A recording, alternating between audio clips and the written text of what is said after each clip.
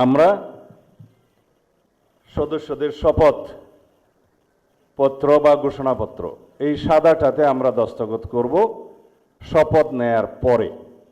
এখানে আপনাদেরকে বলা হয়েছে আমি ডট ডট জায়গায় নিজের নাম লিখবেন এবং এখানে সংসদ সদস্যদের আসন, জাতীয় নাম্বার এবং জেলার নাম্বার। সাপোজ আমার নাম্বার হচ্ছে 294 কক্সবাজার 1, সেটা লিখতে হবে। এখানে নিচে আছে নির্বাচনী এলাকার নম্বর, স্বাক্ষর এই জায়গায়।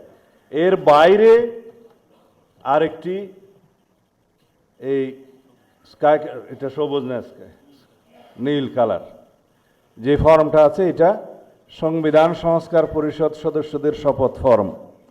আমরা কেউ সংবিধান সংস্কার পরিষদের সদস্য হিসেবে নির্বাচিত হইনি এবং সংবিধানে এটা এখনো ধারণ করা হয়নি।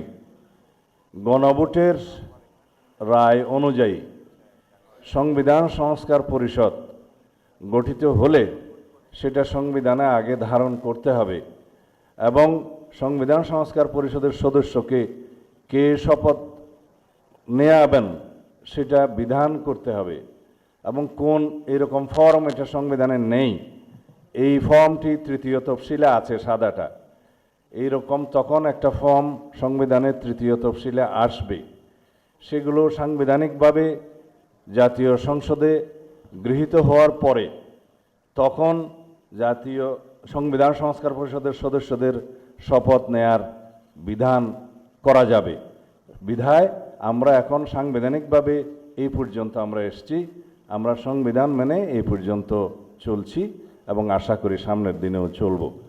আমি মাননীয় চেয়ারম্যানের নির্দেশে ওনার উপস্থিতিতে আপনাদেরকে এই আমাদের দলীয় সিদ্ধান্তটা জানালাম। ধন্যবাদ সবাইকে।